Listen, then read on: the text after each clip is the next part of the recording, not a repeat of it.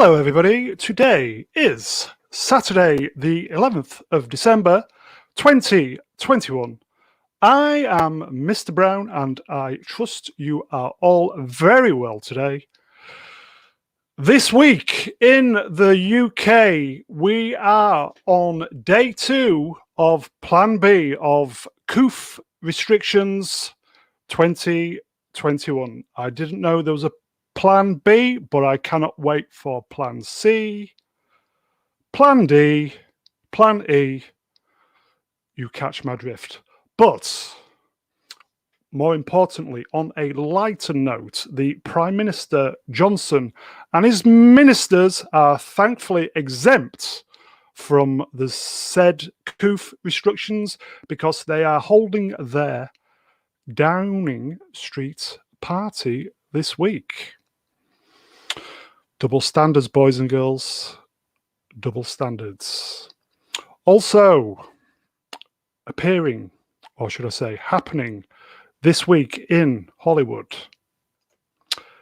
Cowboy Beep Bop Bollocks was cancelled after one season on Netflix. Other streaming platforms are available. Apparently, a very poor reception for the programme. Oh dear. Speaking of receptions, again, in streaming land, Santa Inc. was received extremely well worldwide this week. A cautionary tale of the white supremacist Saint Nicholas. Starring Sarah She Was Okay in Star Trek Voyager Silverman and the fabulous Seth Rogen. Not. Moving on. Sorry, boys and girls, really long monologue this week. I do apologise. Normally we try and kind of cut to the chase, but a real lot going on this week. So I will try and go as fast as I can. So a couple of film and one television trailers dropped this week. The final Matrix Resurrections trailer. Again, I think we all know where this is going, but it still looks great. And I am looking forward to it. Fingers crossed. And Sonic the Hedgehog 2 dropped. I will just say, Sonic the Hedgehog, a case study of where the suppliers of a product listen to the customers and the rest is history. And I will just say, Halo, the television series trailer dropped. Also, more in a moment. And finally, this is the big one, boys and girls. This is the big one. This week in YouTube land, a certain pissed up YouTuber reached 1 million subs on his channel. And we firmly believe on this channel in helping the upcoming YouTubers. So if you haven't already subscribed, please subscribe to the Mr. Brown Alliance channel. Oh, sorry. I meant to say the amazing Critical Drinker YouTube channel. So congratulations, Drinker. Again, apologies for the long monologue. Everybody, shall we get the guests out? Okay, I think we should. So first up, she is the Princess of Xanadu, but she's the queen of this channel. She loves Lord of the Rings, but we have all got our crosses to bear, I suppose. It's the star of Texas herself. It is Renier. Well, hello, Mr. Brown. Oh, God, that was a long speech. I You know. well? Do you need an inhaler? I think I need some of Drinker's booze, don't you? Whiskey. Are you good? Yeah, I'm doing pretty well today. How about yourself? I will say to everybody, very, very nervous in honor of the big guy, but I'm sure we will. I'm sure we'll cope. Yes. Oh, absolutely. It's an absolute honor, and very happy for him and his success. And just want to say hello to the chat. And yeah. Well deserved. And I still love you, even though you don't like Lord of the Rings. Moving on. You know what the next question is, don't you? Should we get the next guest out?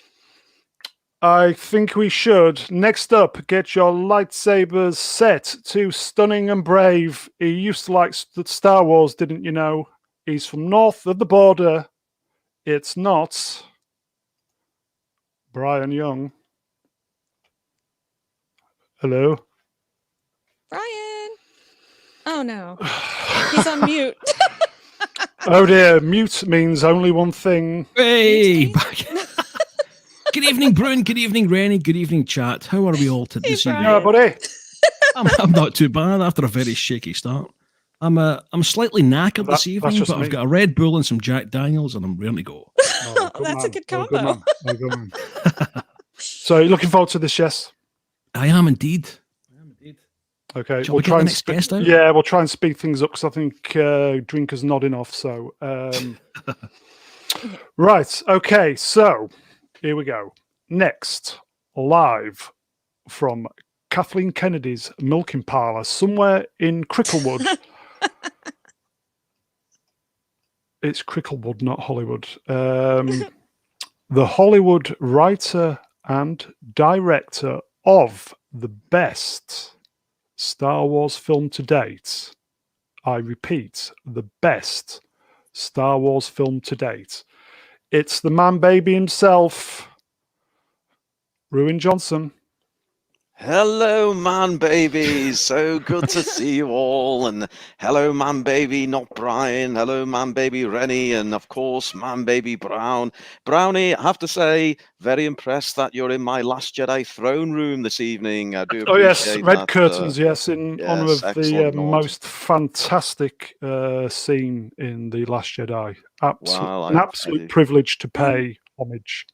Ruin, can you change mine to Stunning and Brave Baby instead of Man Baby?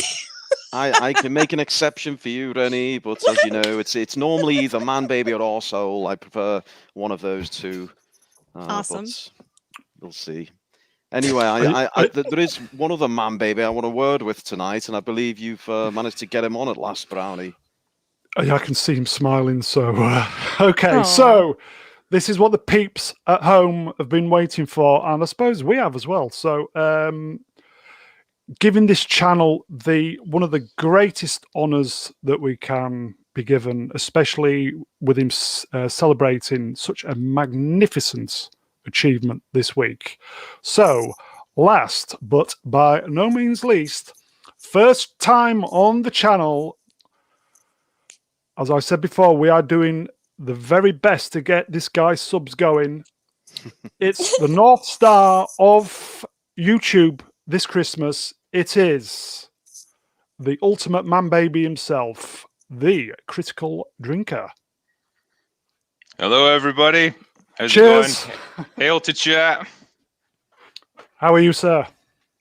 I'm just fine, thank you, my friends. And yeah, thank you for the little bit of support there. I'm trying to grow my channel a little bit, so I appreciate the help. Hopefully I can get a few extra subs, who knows. Yeah. So for the guys at home, please subscribe to the Critical Drinkers channel. He is up and coming, but what we've seen is he's got potential. So he's got potential. I'm just trying to make a little dent if I can. Who knows? Yeah, So, congratulations on hitting 1 million. That's amazing. Thank you very much. It's I still don't understand how it happened, but hey, I'll take it. I was going to say, has it sunk in yet? Oh yeah, I would say so. I mean, when I got to that sort of the last 10,000 subs or whatever it was, you kind of knew you were going to cross over that at some point and get to the million. But I don't know. It's a strange one. I've talked to other people about this. And I think beyond a certain point, like you can't really wrap your head around the number of subscribers. Like it's just kind of a number. Like it's hard to think of them in terms of, wow, 1 million people have subscribed to me. That's cool. Yeah, it's kind of it's a strange situation to be in, but it's a good situation. So I'm not complaining. So you're in a good place this Christmas. I would say so. Yeah. I just carried on celebrating from the stream we did the other night. I was, There's no point in getting a hangover. I'll just carry on drinking, so it's fine. Is that green milk I can see in your beard there, drinker? I Yeah, can't detect it's dribbling down. Yes, also. Okay, then. So, shall we get to it then, boys and girls? So, as I said, we're going to be discussing No More Heroes in film, but that's going to be a little bit later on. What we're going to do is a little bit of kind of the weekly news stuff that's been happening, and just kind of have a little bit of fun stuff. So, if I press my buttons correctly, we're going to briefly mention Halo. Has anybody seen the trailer? I haven't. Yes. It just dropped, didn't it? Mhm. It was yesterday. Yes. I will say, did anybody ever play the game? Because Halo is 20 years old this year. Can you believe it? Damn. I think I played Halo 4 and completed that. The one, I think that's the one where Cortana dies at the end of it. Yeah, because normally we don't kind of do video games, but I think this one deserved a special mention purely because it's one of the few games. As I said, 20 years ago, 2001, my friend bought me the Xbox console with the packaged with Halo. Mm-hmm. And oh my God, I thought I'd arrived. It was just incredible. And it was just the shooter that everybody wanted. And it was just so incredible. And as we all know, they've been trying to make this into a series for, what must be about 15, is it about 15 years now? Such great, you'll know this, Rennie. Peter Jackson was allegedly going to be involved. Yes, he was. And he wanted Guillermo del Toro, who's one of my favorite, to direct. He couldn't make it. Then Neil Blomkamp of the great District 9, he was going to direct, even shot test footage. Neil Blomkamp needs to be making more movies, man. Like, I know he was interested in making an Alien sequel. Yeah. He produced promotional art for that. It looked great. He's got the exact aesthetic you would need for that kind of thing. And I think for Halo, he'd probably be a good choice as well. It's just, man, get making more movies. Yeah, he apparently he even shot test footage for the film back in, I think, 2008. Was it that long ago? Yeah. And the project collapsed. So, as I said, Peter Jackson said, well, tell you what, just go make District 9, which is also a great film. Blomkamp is, I think he's doing the sequel at the moment to District 9. So that is going to be, I do apologize. My internet is getting a little bit spotty. So if I break up, I do apologize. So what I'm going to do is I'm probably going to get, I know I'm going to get a strike on this, but I will play the trailer. We're not monetized, so it doesn't make any difference. So if you just bear with me, boys and girls. I will say, as a Halo fan, God, I want this to be good. I mean, it looks all right to me, man. I like the look of this one.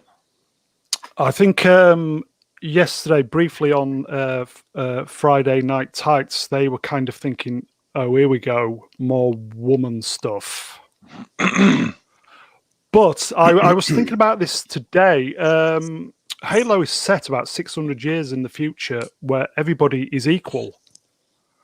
So are we kind of putting our modern day politics agenda stuff onto this TV series and spoiling it before it's even got going? What do you think? I hope so. I thought you would say that. That's a yes from Ruin. I mean, it's a difficult one to tell because, like, the Master Chief's not the most talkative of chaps, and if they're going to reflect that in the TV show, then he needs someone to play against. Yeah, and I get that the voiceover there was done by a woman, Yeah, it's fine. Like it's too early to really draw any conclusions about how this is going to, depict the different characters. But yeah, visually it looks fantastic. Yeah, not much to criticize yet. The woman was Dr. Catherine Halsey, who is basically she's going to be playing Cortana as well. The female AI. Yes, yeah.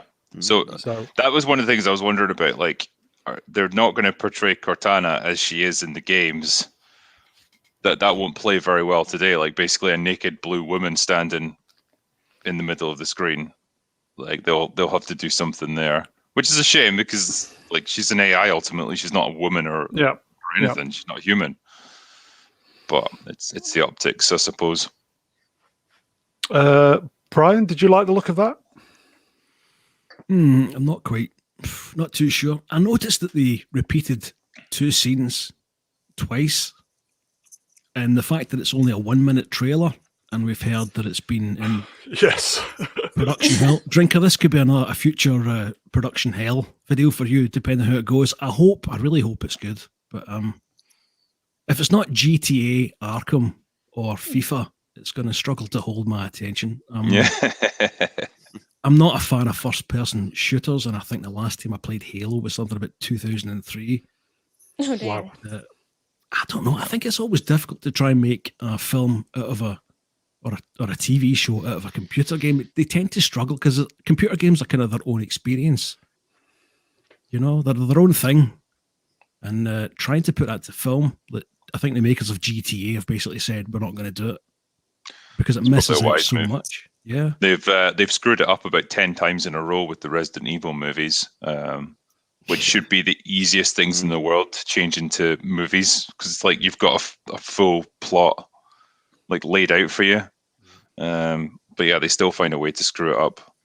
So yeah, there's always the chance, and I think with Halo, it's a first-person shooter, so it's kind of light on storyline from what I remember. But I guess you've got kind of a blank slate to do what you want to do with this show. Master Chief is a pretty interesting character, or at least he's a pretty cool character to base this around. Whether hopefully they keep his helmet on throughout this and go the Judge Dredd route, because I don't want to see his face. Yeah, agreed. Ruin, do you think this is going to be the ultimate show for man babies? Well, I'm glad you asked me because I am an avid gamer. So the last game I bought was Golden Axe on the Mega Drive. So I've got my finger on the pulse. But no, what I'm thinking here is there's not a great track record in Hollywood of making films based on games, and this is what this kind of reminds me of. And the only one I can think of is Sonic the Hedgehog of recent times. But yes. Other than that, not a great record. But look, it looks visually stunning, as I put in the chat there. What I wonder though is what are we looking at there? Is it looks rather heavy on the old CGI, so that's maybe one factor to consider. I don't know, but I will say, going back on Drinker's comments, on the poster there, he's taking his helmet off. Oh, yeah. Oh. That could just be a tease. Oh. So. Yes, what you're not seeing is the beautiful head of the half-shave head of the female. Oh, God. Yeah. That hairstyle. In the chat, Tyrone Beard says Doom. That was the Rock, that was a wasn't movie. Yeah. It's not a movie I wanted to watch more than once. That's for sure. I think generally they've slowly improved over the years, like video game adaptations. You had the Angelina Jolie Tomb Raider movies; they were kind of fun. The new one was pretty forgettable. But like they've, I don't know. I feel like they are slowly finding their way with it. Probably because games themselves are becoming more cinematic, so they're easier to adapt. God bless them back in the day for doing Mario Brothers, the movie. That was Oh man. that was a bold move, man. Oh. I'd love to see a version of Ghostbusters 2016 made into a video game. Oh, Wouldn't that be no. fun if we do it the other way around?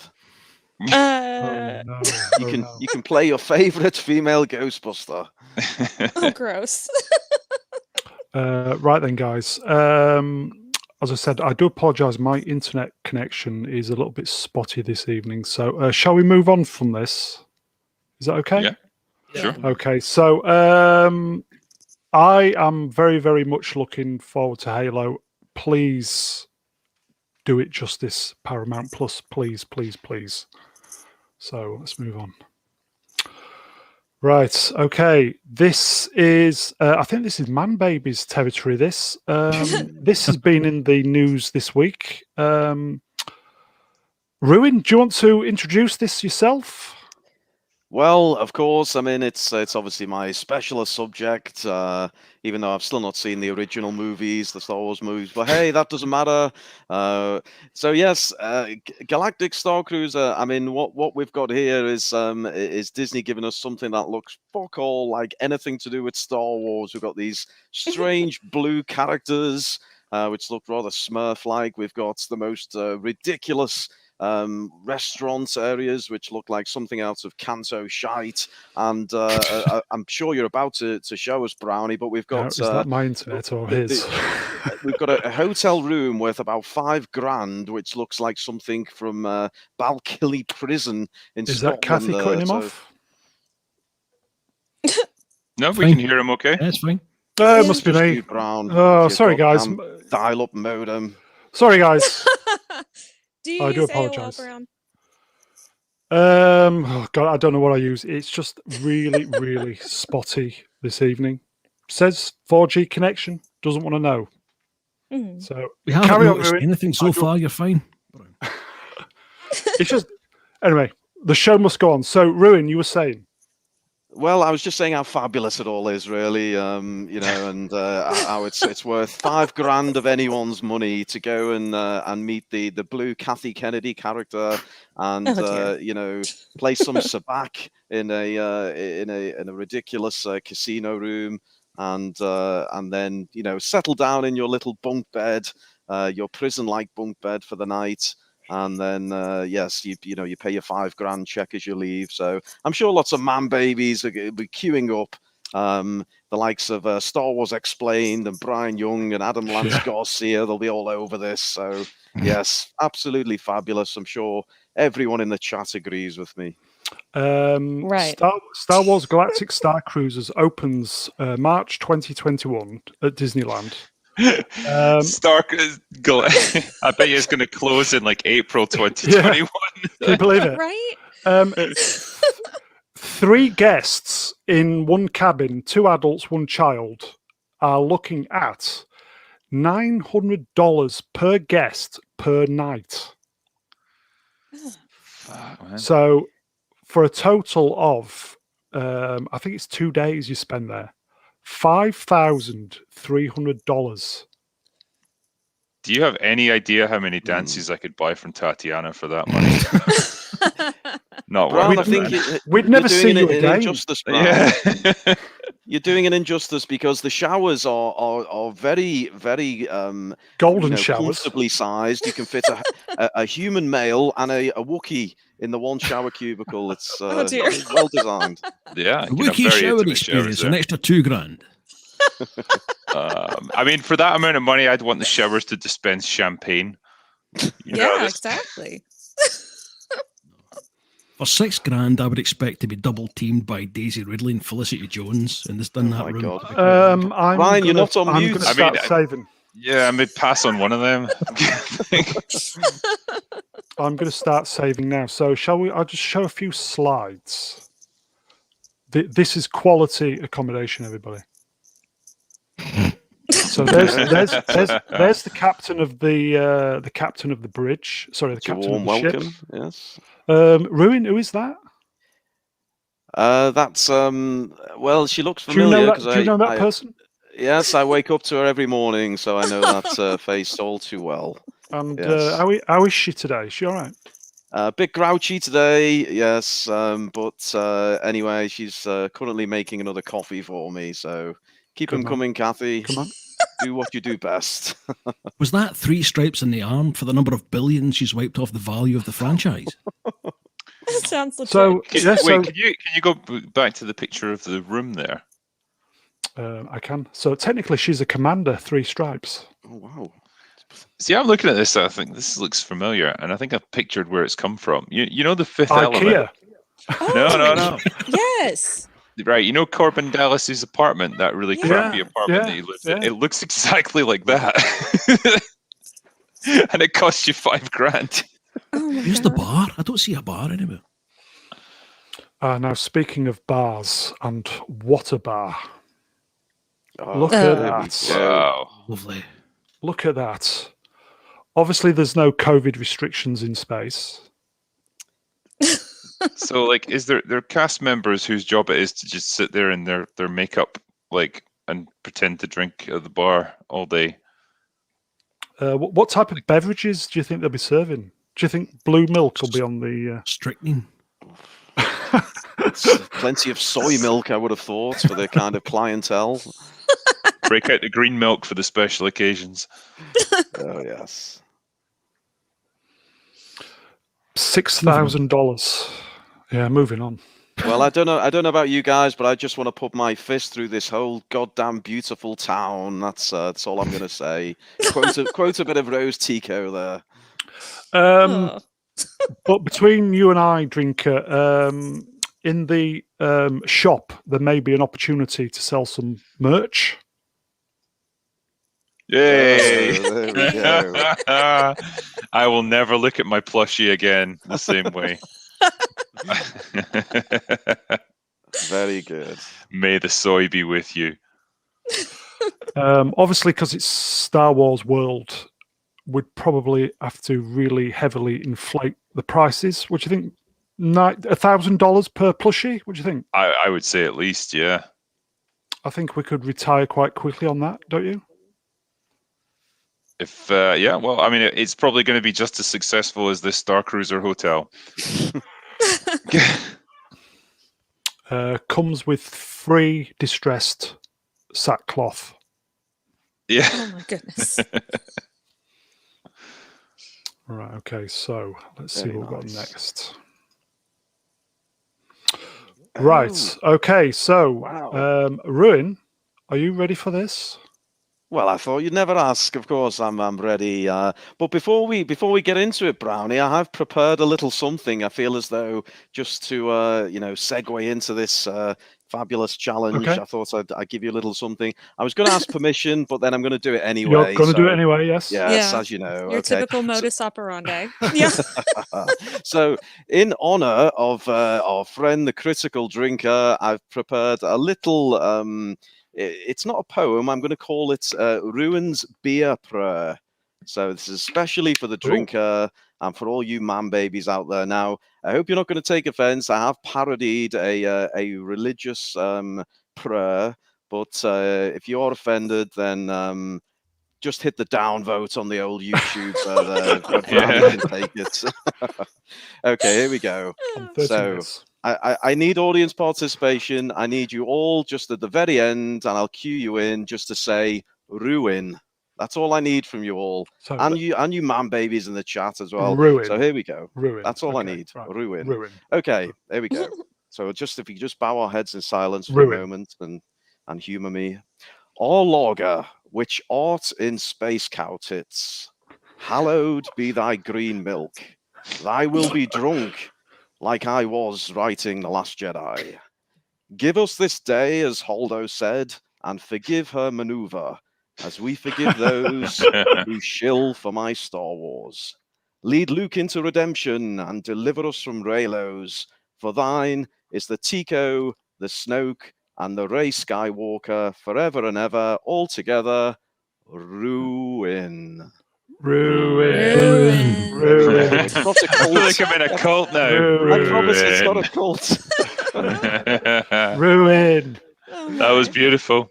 Oh, I am glad you enjoyed it. Okay. So, Man Baby Challenge time. I'm looking forward to yes. this one. I should explain it for the drinker and some of the newbies in the chat there. So, this is something we've done from time to time. It's a special quiz, 10 questions, and we'll get you all involved apart from not Brian who helped me put this together. So, Brian's going to do the scores. You've got quite a lot of scores to mark down, Brian. I know you've only got 5 fingers, but do your best. And yeah, so the whole object of this, it's all based around me and my fabulous movie, but the whole idea is for you to give me the wrong answer. So it is going to challenge you all confusing. somewhat. Now, Okay. Brownie, you've witnessed this shenanigans before. Rennie, I don't think you've ever done this before. Is this No, your I first did. time? Remember last time halfway through Oh, the you challenge, did. I Yes. accidentally went with the right answers and like sabotaged myself because I'm just that Yep. awesome. Yeah. Yes, you did. You did. That's, I do remember your truly awful performance now, but you've got a chance at redemption. And Drinker, this is all new for you, but I know you're such a big fan of my movie. You'll know all the trivia, so I do expect big things from you, Drinker. Are you I'll know ready for I'll know this? the answers, but I'll still find a way to screw it up. Don't worry. yes. Well, I have to shall warn see. you that if you've had a few drinks before doing this, it ends up being an awful lot more difficult than you would think. Yeah. Yes, unlike watching my movie, drinks don't help in this particular scenario. But okay, so let me get my questions up, and we'll give it a go. Okay, you ready on the scoreboard, Brian? Yes, I'm indeed. Are Just you give us wearing the the running little? order. Are you wearing the little dresser sense? Oh, yes. Yes, good. Okay, Pixar very didn't good. happen, Brian. Okay, so question 1. So we've got Brownie, Rennie, and Drinker going head to head. Here we go. In the lead up to filming my perfect movie, The Last Jedi, Ruin Johnson visited Carrie Fisher at her home. Did he A, spend 3 hours in her study talking about George Lucas and planning her scenes, or B, spend 4 hours on her bed gossiping, making jokes, and making bad puns? A or B? Brown, you first. I'm going to go B. You're going with B. Okay. B. Rennie. Oh my gosh. You know, I don't know why, but I really want to vote A as the wrong answer because I just feel like Ruin is not a professional, or that you're not a professional. But I don't know. Oh, spit it out, Rennie. Let's go with A Get because on with B it. seems so unfeasible. It's got to be right. So I'm gonna go So with you A. think you're going with A, and okay, and just for the drinker's benefit, Drinker, we're looking for the wrong answer, A or B? I'm going to go with A. going I with can A. absolutely see him doing that. Yeah. I Okay. don't think he would waste time discussing actual Star Wars and doing planning. Well, you picked the wrong answer. So if you're saying A, Oh. you're saying A is the wrong answer. So A was like that he sat and planned and Yeah. Yeah. Yes. No, B. yeah. So that's what I mean. Like I Sorry. think A is I think A would be the wrong answer. So that's going to be my okay, cool. answer.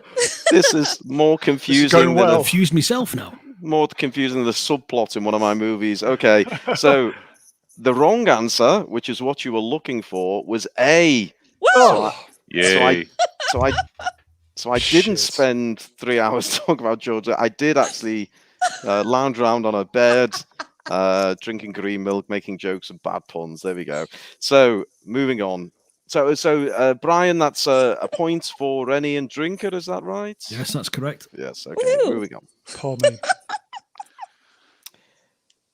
Okay. Question 2. When did Ryan Johnson submit the very first rough draft, in fact, the only draft, of The Last Jedi script? Was it A, March the 4th, 2015, or B, May the 4th, 2015? Oh no. Brune. I will go. I'll say B. You're going for B as the wrong answer. Okay. Rennie? I'm gonna go with A as You're the going wrong with answer. A. And Drinker. I'm going to go with A as the wrong answer. Okay. Because I feel like he would time it that way Yeah. just to be an a-hole. Yeah, that's exactly what I was thinking. So the wrong answer is... Sorry, I'm just going to have to zoom in because the old eyes aren't what they used to be. So The wrong answer is A. Yay! Rennie, I'm just going Yay. to copy you from now on. Whatever you say, I'm just going with your answer. I don't know. Remember, halfway I'm gonna during make- the last challenge, I started Fuck answering the you. right answers. Rune, if which- I may adjudicate here, Rune, Oh, please, Brian. the wrong answer is actually B. Oh, it's B. Oh, damn it. Oh, So so he does that actually mean I did got it- submit it in March. So, Yeah, all March right, so I 4th. got it right. So I just we've feel got like he some- would be that insulting of a bastard to just, turn it Yeah, on yeah, May that's the what I 4th. thought. Wow. So we've gone to VAR, and the VAR panel has said no. Yeah. They've overturned it, and Brown, you're on the board, so we're all one apiece. Yes. There we go. Coming for you, Brown. They all are. Okay. Number 3. On Canto Bite, Rose Tico frees creatures called Fathiers. But what is the name of the cruel handler? Is it A, Borgwill Tomda, or is it B, Halo Hidalia? Damn, this And is this some ti- deep lore right here. I know. This Wow. time, Wow. we're going to go with Drinker first this time, I think. This is a finger in the air situation. I'm going to go with B. Okay, you're going with B. And Rennie, we'll go you, please. I think you're just that cheesy Johnson. I'm going to say A is the wrong answer. Cheesy And watch me be Johnson. wrong. And Brune, I'll say A. you're going for A. Brian, I'm going straight to VAR because I've got no confidence in this goddamn set of questions. Brown and Rennie both failed to score a point. Oh. The drinker scored Oh. 1 point. The drinker takes a lead. Fixed. Okay. Now we're going to have to shoot off the drinker. Palo But I- Hidala is in fact a High Republic character. It's named Okay, after so it's still a Pablo character name. Hidalgo. Of course. Elf Jesus. Pablo. That great luminary light that is Pablo Hidalgo. Yes. What a fabulous chap. Okay, moving on. Question 4. What is written in Orabesh on DJ's hat? So good old stuttering DJ. What's actually written on his hat? Is it A, don't join, or is it B, live free? And Rennie, we'll go with you first this time. Okay, I'm going to go with the wrong answer being B. Okay. And Brown will go to you next. I will go B for Brown. B for Brown. And Drinker. I'm going to go with A for asshole, which is what Ryan wrote. Okay, so we've got a split in the group again. So the wrong answer, Brian, please be on standby, is B, live free. Yay! So if you Back said on B, board. Okay. Yes. you scored a point. Because it was actually don't join as some kind of political statement, I think. I don't know, it was high at the time. Well, and okay, it seemed moving like on. kind of contradictory because he wound up joining the First Order, so to speak, because he betrayed the other guys. So, it kind of fits, your whole, what is it? Is subverting expectations? That's it indeed, Yeah. yes. Oh, well That's done, my, mate. The 40 message minutes. of the film, everything is pointless. Don't believe in Yeah, anything. exactly. my motto for life, yes. And I just want to wish everyone a happy Easter in the chat. Hope you all get the chocolate eggs you're hoping for. Okay, question 5. Which character says, "May the Force be with you always" in The Last Jedi?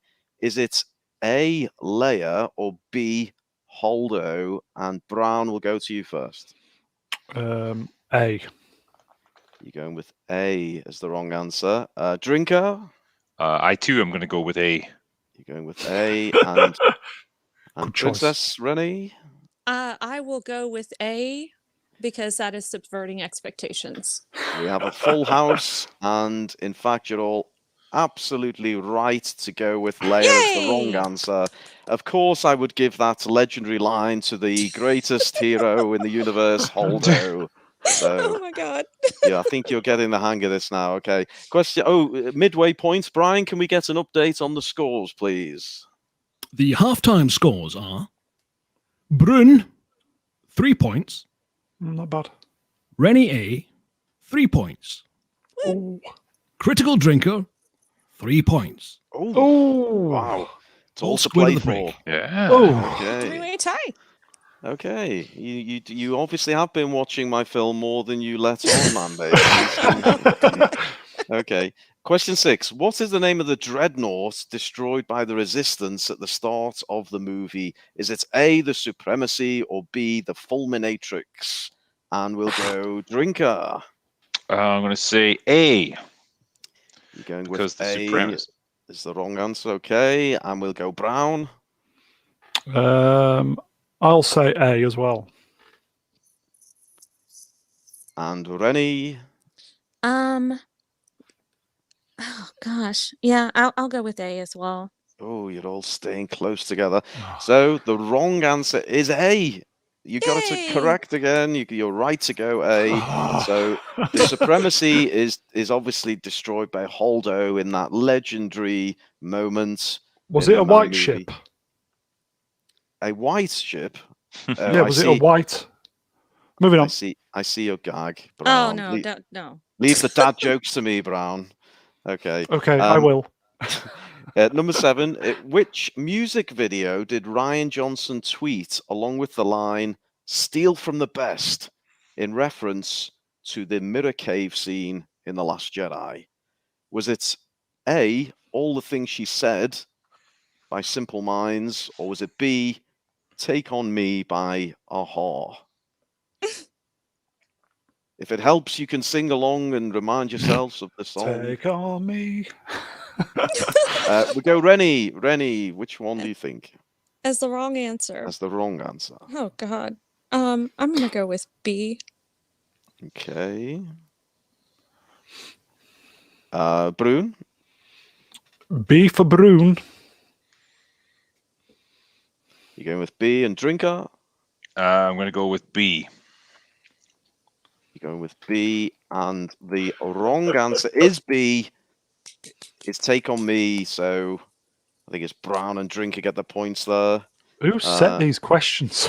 Oh, wait, I said B too. Oh, you Yeah, it's did? a full house again. It was a full house. Sorry. Yeah. Sorry. I'm trying to write my trilogy while I'm Cloth-eared. doing this. You're going to have Trying to to bear subvert with me. expectations and steal my points. I am truly pumped for that trilogy. Right. Can't wait. It's coming. It's coming. Any what she decade said. now. Okay. 8. Question 8. What is Commander Da'assi's first name? And Brian, can you just remind us all who Commander Da'assi is? This is the lady who introduces Holdo and is very talented in the nose department. There we go. So, so what is Commander Da'assi's first name? Is it A, Kadel, or is it B, Llama? Oh my god. We'll go Drinker first, please. I'm, Fuck.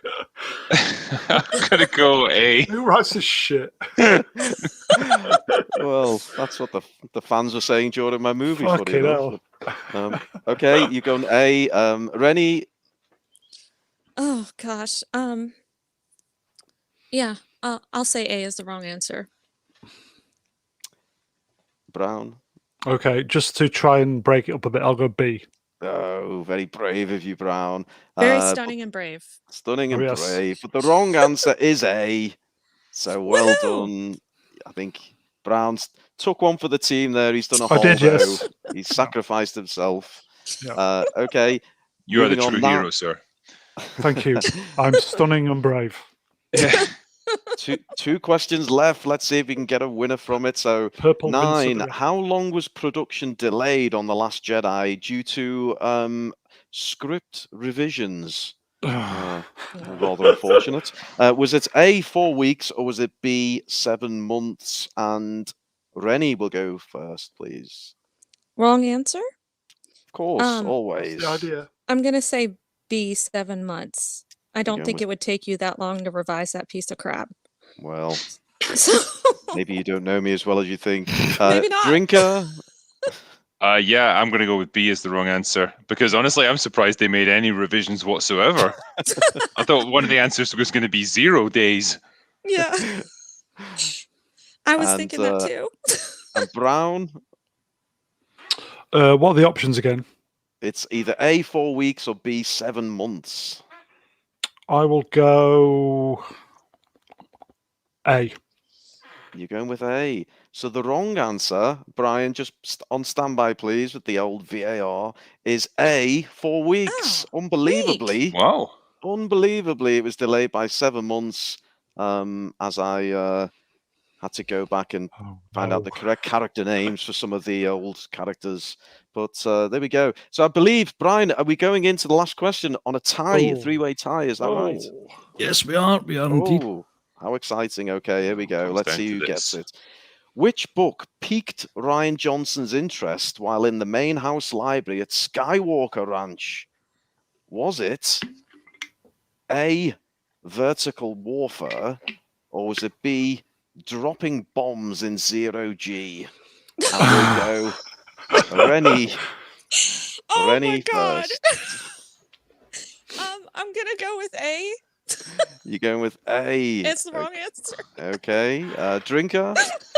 B. Drinker's going with B. And Brown?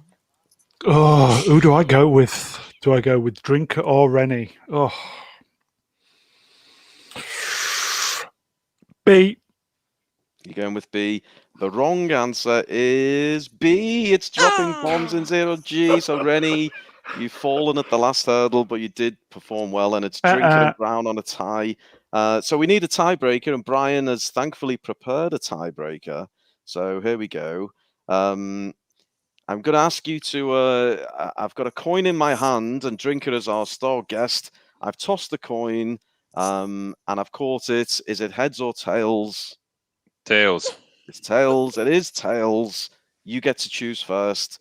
So, yeah, I need you to go different answers. So, the tiebreak is during an interview for The Last Jedi, Adam Driver was asked, how would you like to see Kylo's story being resolved? What was his reply? Was it A, ultimately, I'd like him to have some kind of redemption? Or was it B, I have no opinion? Do I need to pick the wrong answer for this You one? need to pick the wrong answer. I actually want it to be A as as the wrong answer. Like he had no opinion. Yeah, you know what? I'm going to pick A. Fuck it. You're going with A, okay. Brown, That's what we this like could to be the hear. first time in your life you've ever won anything. I know you're excited, but you automatically are assigned B as the answer. So I don't know why I'm Yeah. conversing with you. That's your option. So B. Could I go for B? thank for you. Brown? I thank you. You can go for B indeed. Thank you. So here we go. And the winner is, because the wrong answer Drum roll. was... Here we go. The wrong answer was A. So I believe the Woo! Drinker wins it. Bastard. Congratulations, Brinker. You are the certified Man Baby Challenge winner.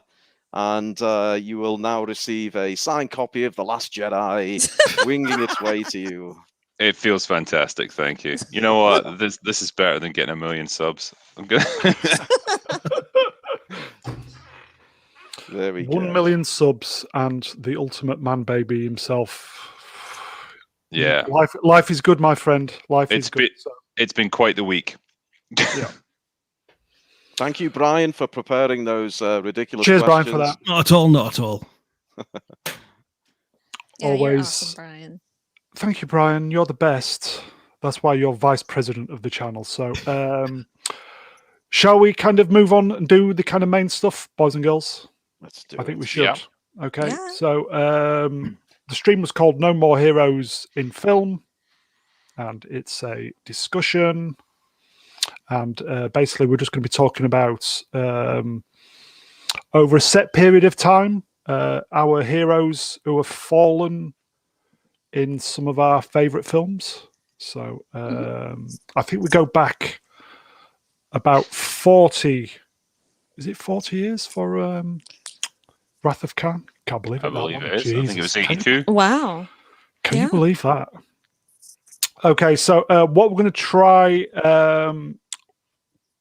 and answer the question: was it for the purpose of the story, or was it the narrative that was going on in real life at the time? Ooh, tricky. Yes. Okay. So hopefully my cats won't start fighting.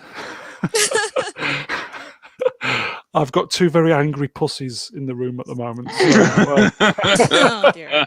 and we're not talking a Saturday well, night it's in a Edinburgh Saturday either. night, mate. Saturday night.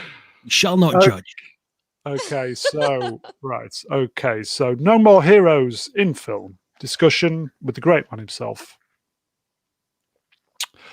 I thought, what better place to start would be this magnificent film, Star Absolutely. Trek II, The Wrath of Khan. So, who would like to start? Shall we give the honour to the drinker himself? I think we should. So, drinker, what are your thoughts about this film? Do you like it? Is it Absolutely fantastic movie. My favorite Star Trek movie out of the lot, and pretty much set the benchmark for what Trek can do. Great character work, great direction, special effects, which for the most part even hold up pretty well today. They do. Yeah, I love Khan as an antagonist. I love the story arc that Kirk goes on. The action sequences are so well constructed. The plot of the movie in general is just really tight and well put together. Yeah, I love it.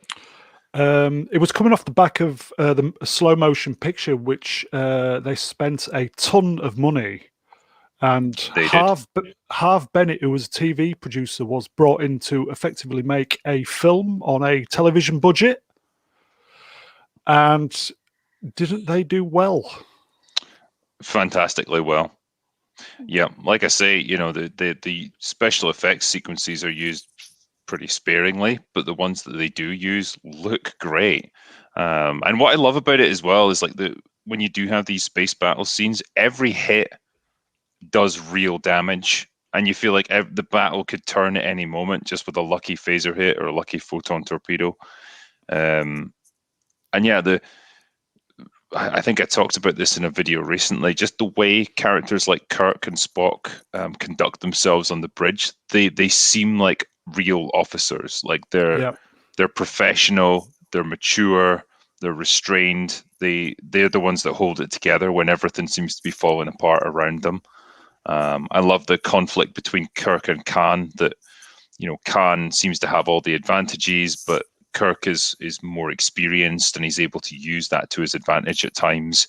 Yeah, just a great, well put together Star Trek movie. And the death of Spock is just one of those great moments. I think Gary and I from Nerdrotic, we talked about it, and yeah, even now when we were going through that sequence where Spock's dying from radiation poisoning, and he takes the time to stand up and straighten out his uniform before he turns to face Kirk. Like, just such a perfect bit of character work there by Nimoy, and I love the bit in the funeral when Kirk's trying to give his eulogy, and his voice just breaks at one point. Great bit of acting from Shatner, and I think it really ties into the point I made in that video that less is more a lot of the time when it comes to emotional moments like that. That you don't have to have someone bawling their eyes out. You can just have it be something as simple as their voice catches when they're trying to deliver a speech, to know that they are really struggling to hold it together. So yeah, fantastic stuff. Because Nimoy didn't want to play Spock anymore, did he? No, he had quite a bad experience on motion picture. And I think his thoughts in general was like, yeah, he was just done with it. He didn't, bringing Star Trek back hadn't been a good idea for him. And so the only way they were able to get him back for Wrath of Khan was on the agreement that Spock would be killed off at the end. Yeah. And apparently the scene where the torpedo that lands on the Genesis planet, that was shot later without him knowing, given the sort of implication that his character might come back. And it was lucky they did that, because apparently he had a good experience on Wrath of Khan, and that encouraged him to think that he would be willing to come back for the next movie. Yeah, the apparently it was down to the test screenings. The initial release was Spock wasn't coming back, Mm-hmm. and Nimoy saw all the audience just walk out broken, and he thought, "Am I doing the right thing?" Yeah. So, What's interesting as well, that the rumors had started to circulate that Spock was going to die in this one, and that's why in the Kobayashi Maru at the start, when all the bridge crew apparently get killed, Kirk actually says to Spock, like, "Oh, aren't you supposed to be dead?" It was a little nod to the rumors that had gone around, and it was almost like that was going to lull people into a false sense of security. That Spock's death was just a fake bit at the start of the movie. Don't worry, and then then it happens properly at the end. Ruin, have you seen this film? Well, I know you gave me this as homework, Brian, because I confessed. Everybody. I confessed I've never seen a single Star Trek show or movie ever. And now I have to say, when you told me what to watch, I wrote down on a bit of paper, so I remembered it. But Here we go. I appear to have seen the wrong movie, because I think the movie I watched was called The Wrath of Karen. And Oh dear. it was about some kind of soccer mom who loses her shit and goes on a rampage. And so sorry, I appear to have wasted my time on that. But no, I've not watched any Star Wars. I still haven't seen the original. Sorry, any Star Trek. I've still not seen the original. Not seen Star Wars. Yes, so I'm no use to you here, other than to say I do like Spock's hair. What a nice fringe he has. I do admire. Is that an Obi-Wan style toupee, or is that all his own work? I think it's his own. I think that's his own. I'm not sure about Shatner's. Well, yes. 333 in the chat. Ruin slacked on his own work. What a surprise. Anyway, moving on. Well. Not Brian. You've seen it? Yes, I have. I'm primarily a Star Wars fan, but I really like this movie. So much so that I bought not only the Blu-ray, but the Eugenic Wars books and the Space Seed episode that Khan comes from. Oh wow. Khan is my favourite Trek villain by a mile. That's the Ricardo Montalban version, not Cumberbatch, obviously. Yeah. We'll get to that later. Yeah. Spock's death is tragic, moving, and clearly a tremendous sacrifice. It's very, very nicely handled. The funny thing is, by the end of the movie, Khan is deemed to have failed. But when you think about it, his revenge is ultimately the death of Spock. So, I mean, it's more by sheer luck than design, but there's probably few worse things he could have done than kill Kirk's best friend. Yeah. Died saving the ship. And I think Drinker nailed it when he said that you really buy Kirk and Spock as the admirals and captains on the ship, and you compare that especially to the JJ verse where they're all run about screaming like little girls. Well, there's nothing wrong with little girls running around. Not in charge of the Enterprise. not in charge of a spaceship. That sounds really dodgy, by the way, Brian. It did. Yeah, I was going to say, as soon as I said it, I thought, okay, that sounds dodgy. Confiscate that man's hard drive. It's okay, Brown. We're not live. Not my thing, by the way. Not my thing. If you, you contrast that with Star Trek Into Darkness, which I guess we'll get onto, but the moment in that when Kirk dies and, Spock's reaction is to just scream like, God! Yeah. And, there's spaceships which are crashing into cities in the midst of all this, and there's just chaos, things blown up, people getting killed left, right, and center. You're never allowed to breathe with these new movies. There's never a moment where you're allowed to stop and absorb what's going on. Everything has to be constantly moving. People have to be running around. Things have to be exploding. Like it's just, it's J.J. Abrams and his rapid fire stupidity, which is how he makes movies. Yeah. Yeah. Rennie, what do you think Yeah. of Spock's death, Wrath of Khan? Um, oh gosh. Yeah, I definitely think it is I don't know if I want to say a plot device, but it's a good way to move the story. And I think Brian and Drinker said it pretty perfectly. This is one of the, you don't expect this when you first see this movie, and I love Ricardo Montalban as Khan, by the way. I love He his was dedication to fantastic. the role, and he's amazing. He's captivating. But, this is not something you expected to see when you see him go up to McCoy and say, remember, or whatever. You don't expect him to go in and sacrifice himself and die. And as soon as it happens, it's like, oh my God. And it happens at the end of the movie. And, when Kirk gives his speech, it brings a tear to your eye if you actually love these characters. And, I will say, yeah. sorry, Rennie, I will say, remember was added later.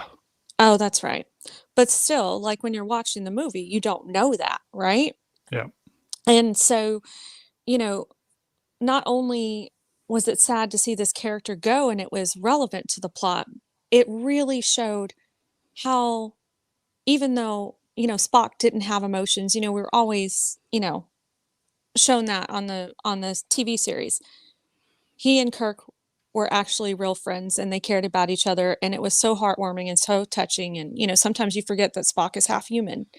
And when you see things like this, you remember that he is half human, and it was very human of Yeah. him to sacrifice himself, even though he explains it as logic. He did it to save the crew. And so, very heartwarming, very touching. And yeah, I definitely think it was a good plot device, or, good thing to do, but at the same time, hard to watch, as a fan. Yeah. I read an article from William Shatner. He said apparently Nimoy used his death as leverage to direct the third film.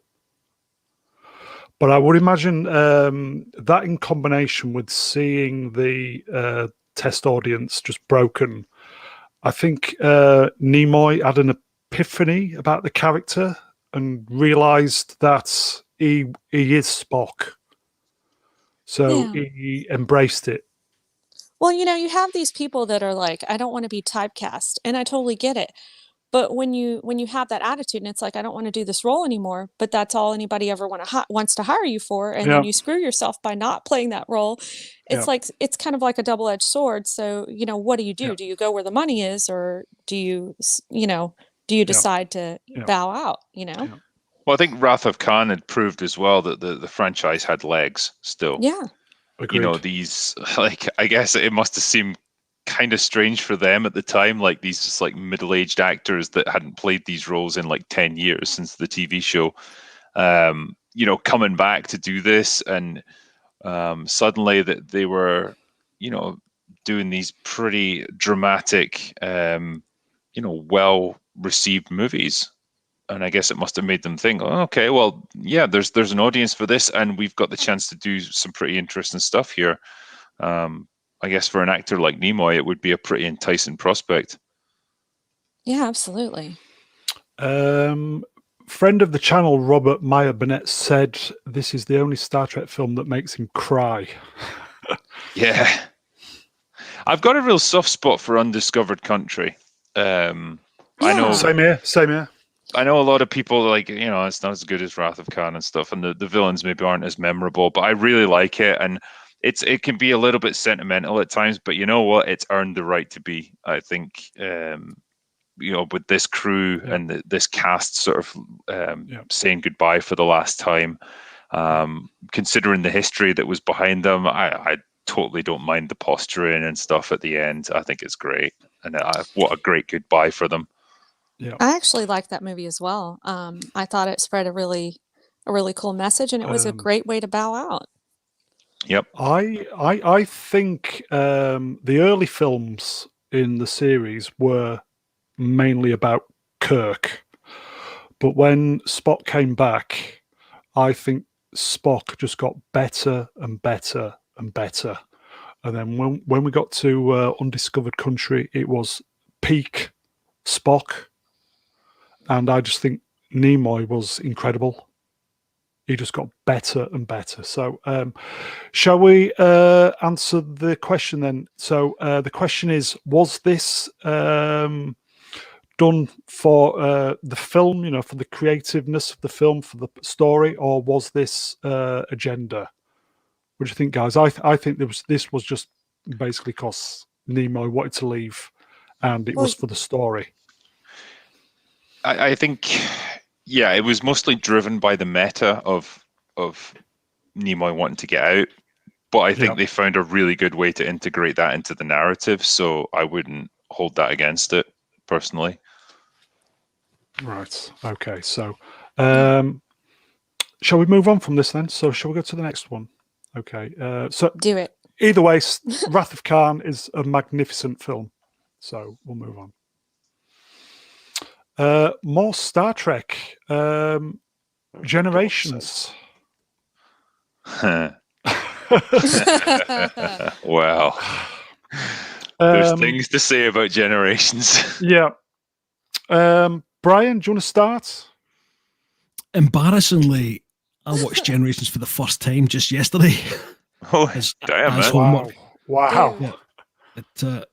Well, being a Star Wars fan, I tend to kind of avoid it. But since I've gotten with you guys, I've started to my Star Wars knowledge, my Star Trek knowledge. Excuse me. I enjoyed it for the most part. I loved Malcolm McDowell's performance, especially. Sorry. Kirk's death was noble, if a bit of a clumsy sacrifice. His character is seemingly regretful that he didn't focus more on his family life, but his arc essentially reaffirms that he's made the right choices for himself. And as he escapes the fantasy of that Nexus ribbon and returns to what holds the most meaning for him, basically his duty. One kind of mildly amusing thing that I noticed for the characters in the Star Trek universe, or at least those on Earth, Kirk's return from decades away, then his immediate death, would have been a bit like Luke Skywalker for us. It's like, thank God he's back. Oh, fuck. Fucking gone again. Yeah. That's a good call, Brian. I think the disappointing thing about this movie, right, is that this was the chance to have a crossover between Picard and Kirk. You know, for a Star Trek fan in the early 90s, this would have been like all their dreams come true. Like, my God, the two biggest captains meeting on screen for the first time. What kind of awesome adventures are they going to get involved in? You know, you're going to see Kirk use all of his decades of combat experience and stuff, or like get some big epic ship battle. And it's like, no, I just need you to punch this guy for me a little bit because I can't punch him hard enough. And then he just falls off a bridge and dies. And it's just a little bit like, it feels really kind of anticlimactic for something like this. I like their scenes together in the Nexus, I think you call it. Where, you get to see Kirk kind of live out some of his fantasies of what his life might have been and all that before realizing, no, it's more important that he goes with Picard to help him. But yeah, the actual confrontation between them was, pretty disappointing. And apparently the original version was even shitter than that. Like Soren just kind of shoots him in the back with a phaser and then he dies. Oh, that's it. That's awful. It's a slightly better one here, but man, I feel like they could have done so much more with it. Do you think, as you just said, shooting him in the back, do you think that was just being mean? No, I don't think that was the case. This was in a time before Hollywood used to hate like all of their fans and their audiences and the properties they worked with. That's, Ruin Johnson might have done something like that. But no, that would have just been clumsy writing. I think they couldn't come up with a better idea, and maybe they were constrained by budget or something a little bit.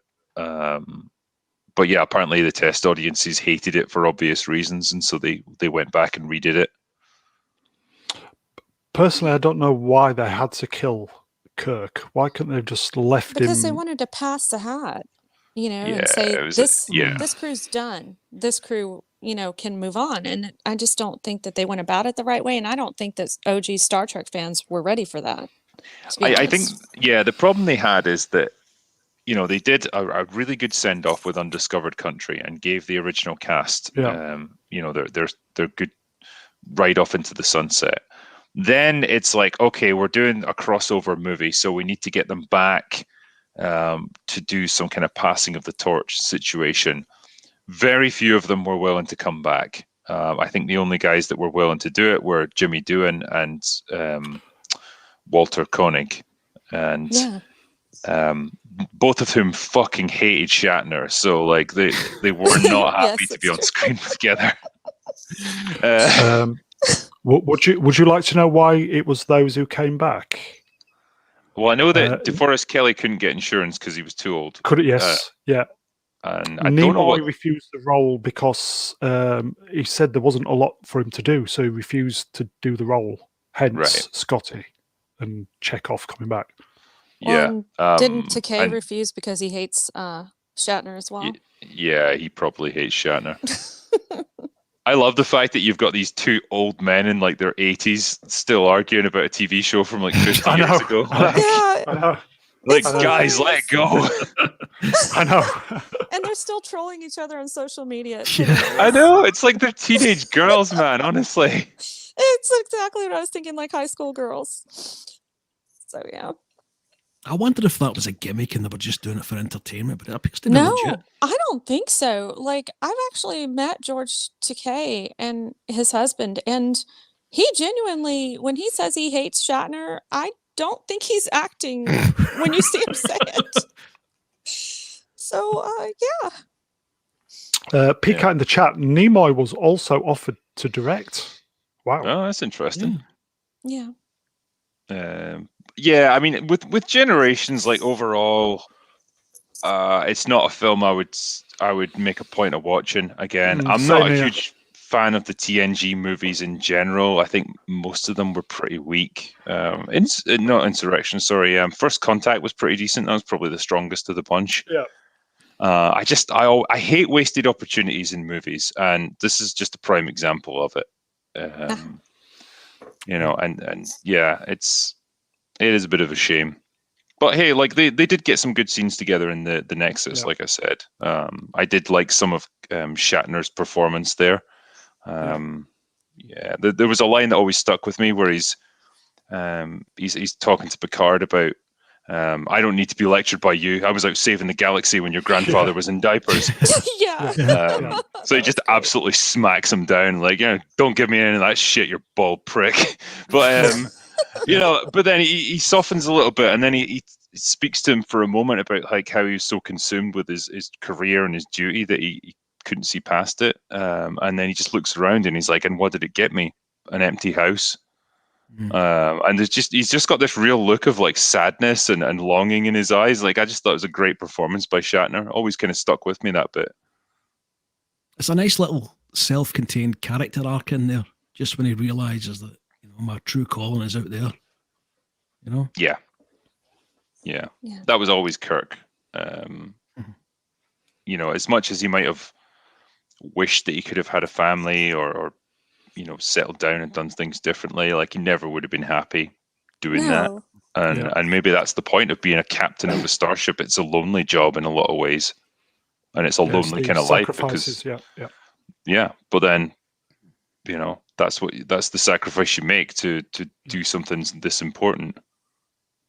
As a original series fan and massive fan of Captain Kirk and William Shatner, I thought his ending was a bit of a damp squib. Well, it was a letdown for anyone Yeah. and everyone who was a fan of the original show. Yeah. And, Yeah. you know, I was brought up on it as a kid with the reruns, and seeing him go down like that, that's just not the way that you would picture Kirk going down. And like the drinker said, Yeah. you know, when they signed off on the sixth one, and to see him go out in such a manner was just kind of Yeah. an insult to the fans. And plus, I don't think I had the maturity to realise, because I was just kind of thinking, well, is that it? Yeah. But And then anyway, he gets okay. buried in a pile of rocks. Yeah, I think Plinkett summed that one up pretty well. Like, the Plinkett reviews. And there was a line he said that always stuck with me, where he goes, "It's just a matter of time before the animals get to him." Oh my god. It just seemed really It's awful. sinister. He needed Ray Skywalker there to lift all those rocks. Yeah. Sorted He it did. out. Oh He did. my. Although I will say, Shatner wrote a book about the Borg collected the body and brought him back to life in a novel. So okay. I heard about this. Yeah. Okay. Shall we? See- Sorry, Grinker. No. Is it the last point I was just going to make about that? Shatner's always like phrased it like this was almost his idea to kill off Kirk. Like that was why he came back. He thought it'd be a really bold move and stuff. I honestly think he spent the rest of his career regretting that he did it. Yeah, Yeah. I agree with that. Yeah. He should have gone out like in a blaze of glory like he did in the previous movie, and they just should have left it at that. Yeah. Agreed. Okay. So shall we move on from the great man himself onto a different great man of himself? So this is Star Trek Into Darkness. JJ himself. I think JJ and his writing crew thought they were being clever. They Right. kind of role reversed everything. Rennie, do you want to go first? Yeah. So, after JJ denying that this was Wrath of Khan reboot, kind of find out it kind of is, where they switch Kirk and Spock's roles in sacrificing themselves. And then Kirk gets resurrected with Khan's blood, which is stunning and brave. So It is. yeah, I will say that the scene was as well acted as it could be, like between Chris Pine and Zachary Quinto. And when I watched the first movie, I thought, it was an okay soft reboot, so to speak, Yeah. because we had Spock Prime and all that, and it was a halfway decent story. But when you did this, that was kind of an insult to the original way that Spock went out, and it just kind of undid and everything. And I know we had like the whole Spock Prime, but I think they just did this to continue on the. Well, I know the original series did it this way, or I know the original team did it this way, but this is how we're going to do things, and made, I don't know, it still made Spock the hero because he figured out how to save Kirk, even though, Kirk didn't have a way to survive outside of that. But this was just all done to prove a point that, the story could be flipped around and still be good in certain aspects, and I just didn't think it was that great. In the chat, Tyrone Beard into farceness. There's a guy in chat called PCAT. Can you bring his message up there? Oh yes, Because he's hit the nail on the head perfectly. What kills me most about Into Darkness is the writer said the reason they altered history in 2009 is so they aren't beholden to Trek history, and then they went and remade Wrath of Khan. Yeah. That's exactly it. It's like we have no ideas of our own. We're just going to steal from other movies in Star Trek canon, and just put in a bunch of scenes and iconic moments completely out of context, so they mean absolutely nothing, and just hope that everyone's amused by it. And that was basically the extent of their thinking with this movie. What an absolute farce of a film. Yeah. I'm going to be controversial here. Oh no. I agree with everything what you say, guys. I don't think it was all that bad, considering up But you until didn't about think, the like- last 20, 25 minutes, and then just the wheels came off, and it's like, what the fuck is this? You didn't think that Benedict Cumberbatch was like a not so great Khan? Didn't they want Del Benicio Toro. to play the role, which would have Who? been fair enough. Benicio del Toro would at least been a somewhat Yeah. more appropriate role, Yeah. because it was like Yeah. Ricardo Montalban. He's Puerto Rican or something, isn't he? I is. think Cuban. Is it Cuban? I think I could be wrong. Yeah, it's one of those Central American sort of places. But Yeah, they picked like the whitest of white guys to replace him Yeah. in Benedict Cumberbatch. Like that's really bad casting. Yeah, not to absolutely. nothing against Benedict as an actor, but like he's not suitable for this role in the slightest. It would have been better if he'd even got an Indian actor, which is what Khan's meant to be. He's an Indian character by ethnicity. You could have found plenty of Indian actors that could have played him much better. Yeah, absolutely. Brian, you've seen this.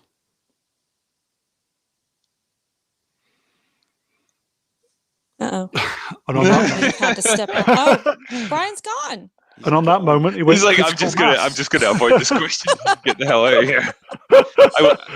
There's Brian's something going right. critical mass. I have genuinely hurt my brain trying to understand what Admiral Marcus's plan was in all of this. I do not understand it for the life of me. So he finds this dictator from 200 years or 300 years ago, right? Just cryogenically frozen. So he thaws him out adrift, and he's like, you, Khan, I need you to build me a spaceship, right? Best spaceship you can come up with.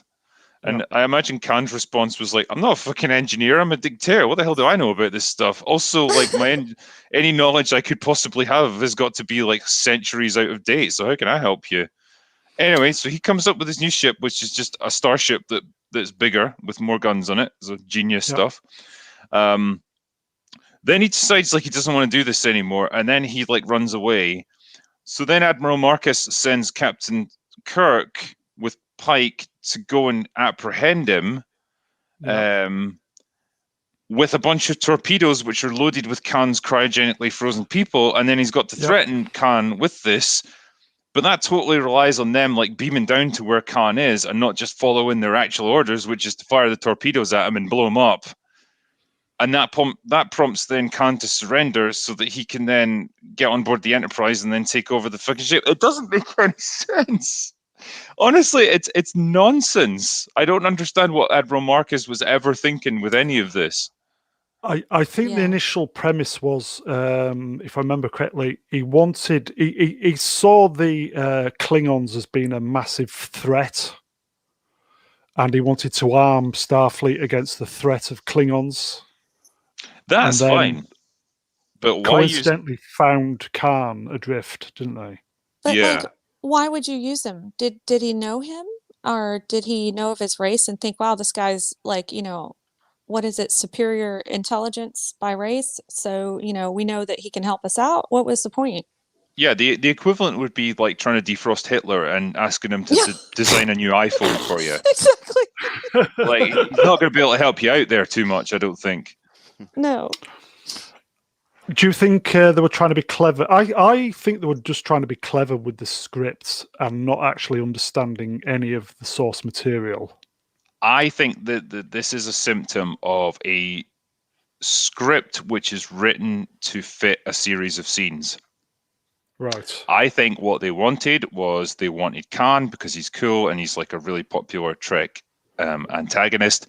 They wanted a big giant spaceship to fight the Enterprise and totally outmatch it. So they came up with this big dreadnought thing. Yeah. They wanted a big fist fight, a big battle scene on the Klingon homeworld because that's cool. They wanted like a spaceship fight in Starfleet headquarters that's going to get rid of Pike and put Kirk back in command, and a bunch of explosions again. So then they had all those elements that they had in mind, and then they just came up with a script that would tie all that stuff together. That is my general impression. And they wanted Kirk to die because it reverses what happened to Spock. Yeah. But they didn't want it to be permanent because, we need Kirk, so we'll just resurrect him again like 2 minutes later. Great. Yeah. Speaking of resurrection, here he is. Apologies, internet trouble. I actually had the privilege to go to London to meet Benedict Cumberbatch for the premiere of, I think it was like a 10-minute preview at Christmas of Into Darkness. And I remember saying to one of the producers at the time when there was a Q&A, because nobody knew it was going to be Khan. And I said to him, I think JJ should do Cannes for the 50th anniversary because it'd be quite special for all Trek fans. But they just came in guns blazing and went straight into Star Trek 2, didn't they? So I don't think any of this was earned. And as Drinker said, it was kind of just, here's a set of scenes, we're going to try and string it all together. And it didn't really work, did it, Drinker? Nope. No, not at all. For me, like, the plot was nonsensical. The plans of both antagonists made absolutely no sense. And yeah, so all you've got is a series of iconic moments from the original movie just thrown into a script that that takes all the context away from them, so it takes all the meaning away from them. Yeah. Okay. You know, the point of like Spock dying in the original is like his sacrifice not just saved the ship, but it helped Kirk take that final step on his character arc of learning to appreciate what's important again in life and rediscover his enthusiasm and his drive for life. Because, you know, when the movie kicks off, he's a middle-aged man and he's getting older and he's kind of having a midlife crisis, I guess. If anything, Star Trek 2 is about friendship. Yeah. And ultimately loss. Okay, so to draw a line on this, so can I give you a quick low IQ take on this? Go on, Brian. I don't know what's been said before because I've missed it clearly, but so forgive me if I'm copying again. This scene, for me, perfectly encapsulates what happens when you hire J.J. Abrams to reboot a franchise. You just get a cheap copy of the original. As a Drinker said there, I think, stripped of its context with fake outs and to put everything back together as if it never happened. Yeah. So, I think the plot moves fast so that you don't think, so you don't stop and go, wait a minute, that's not fucking... Yeah, it really is cut so quickly together that it's moving before you realize what's going on. That's JJ's hallmark, just always keep things moving. Yeah. I think as much as I like Chris Pine and Zachary Quinto, so I don't know what else to say about this other than shite. Yeah. Honest. Yes, I can definitely smell shite. Okay, so shall we say this death was just because the writers, they thought they were being clever and they weren't really. So shall we move on? No, don't move on. Don't move on, Brown. You've not asked my expert opinion on Star Trek. Oh, no. I've just got one thing to say.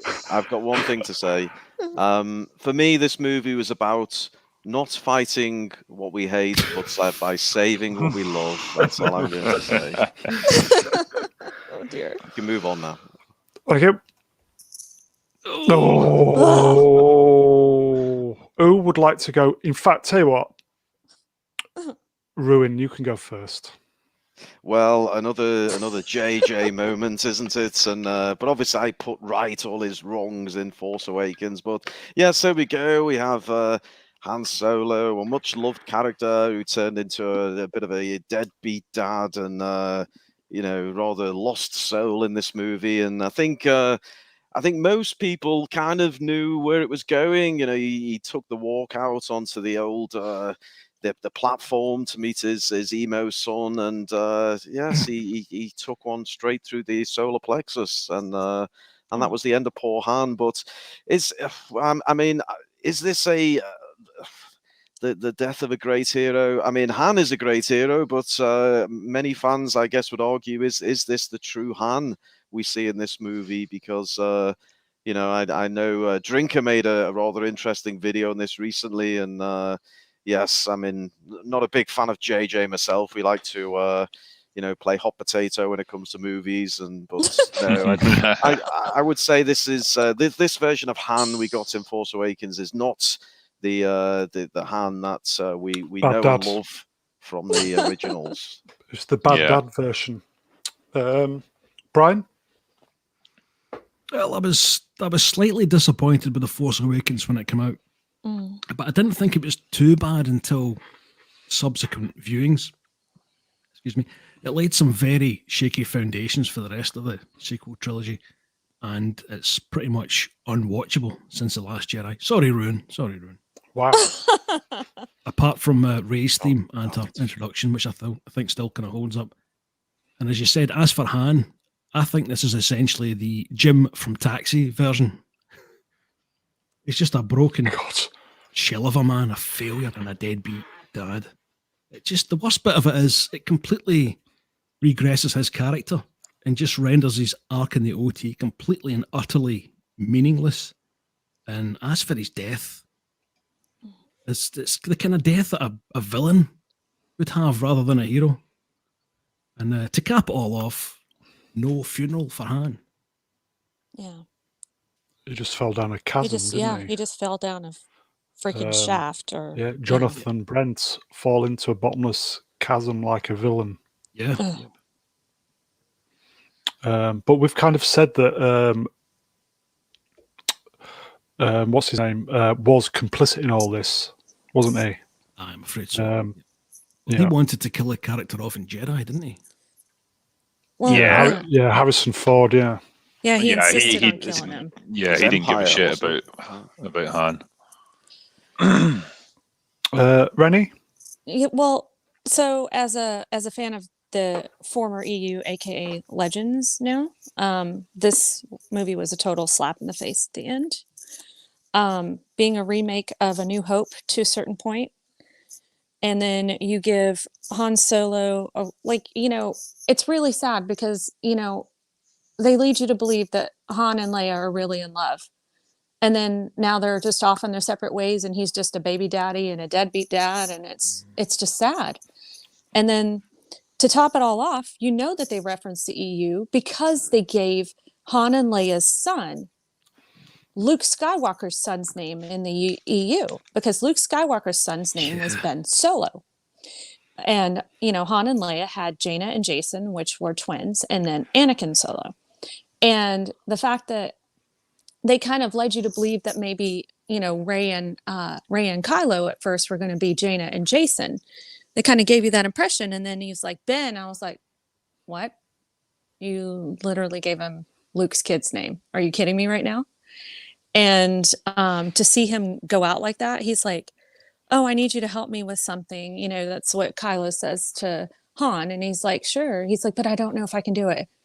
And then just to stab him with his shaky lightsaber, and for him not to see it coming at all and not to care. And the whole thing it was awful. It was so hard to watch. And then to see how he and Leia were kind of awkward towards each other, and, for them to be that much in love, and then to be like, oh, hey, that was awful. That was an insult, and it was a slap in the face to the fans. And to just watch him fall down off of a bridge and into the abyss was a terrible way to send off his character. And it was so sad because his character deserved more respect than that. And I know that Harrison Ford didn't care, but at the same Agreed. time, we did, Agreed. And it was just a really sad and pathetic way to see him go. And, I think that's the crime of it as well, that Ford was complicit.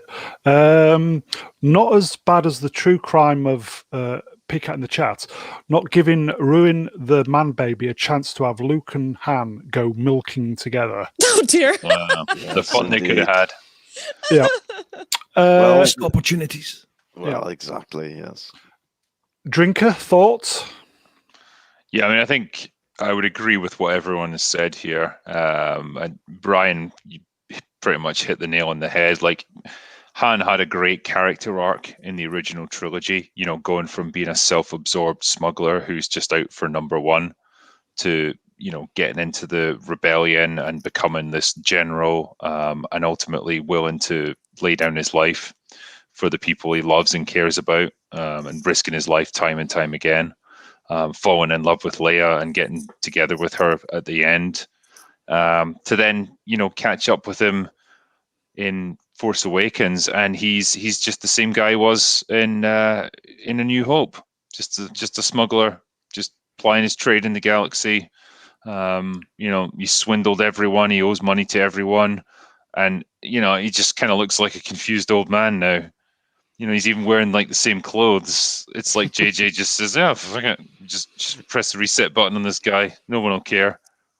Harrison Ford didn't care, clearly. Do you think JJ had different plans, or do you think this was purely being driven by Ford? I mean, I think it's more like apathy from Ford. I imagine Right. JJ presented him with the script, and he's like, "Yeah, this is my idea. I'm going to kill you off." And he's like, "Yeah, whatever. Just give me my paycheck." Right. So are we kind of thinking then that this was just for the paycheck? Yeah. He obviously didn't care about the character. And like Drinker said, he goes through all these changes and this character arc and all this development just to end up right where he started at the beginning of New Hope.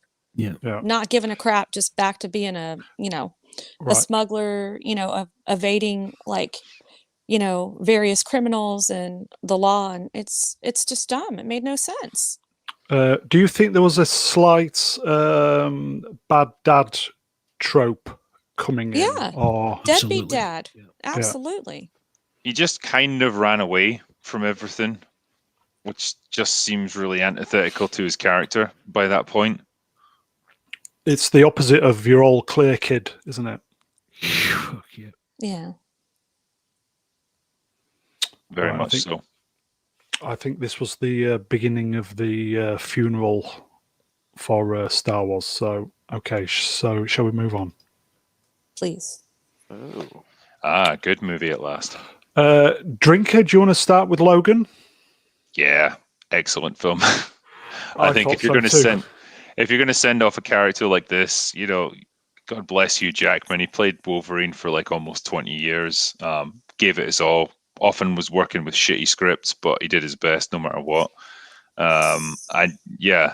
This was finally the chance to give us a proper R-rated Wolverine movie, and it was great. And man, again, it just shows you what might have been if they'd had the balls to just say, yeah, we're going to do a trilogy of Wolverine movies like Logan. Imagine how awesome that would have been. But otherwise, yeah, it was a perfect send off for this character. There always comes a time for any character, for any action hero, whatever it might be, when time catches up with them and they can't do the things they used to do anymore. And that story of them having to rouse themselves for one last adventure that they're not quite ready for, but they're going to do it anyway. And ultimately making that last stand and going out in a blaze of glory. Man, what better way to end than that? And that's what he does.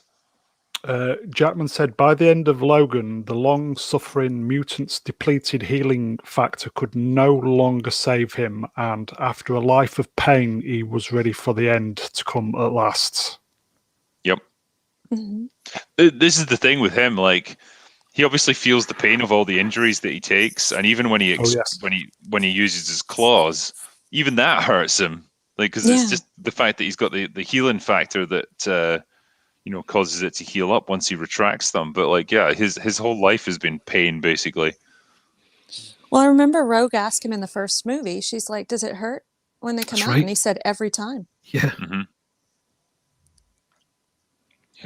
Yeah. Rennie, thoughts on the film? You like? Well, you obviously like Logan. I'm a huge X-Men Stupid question.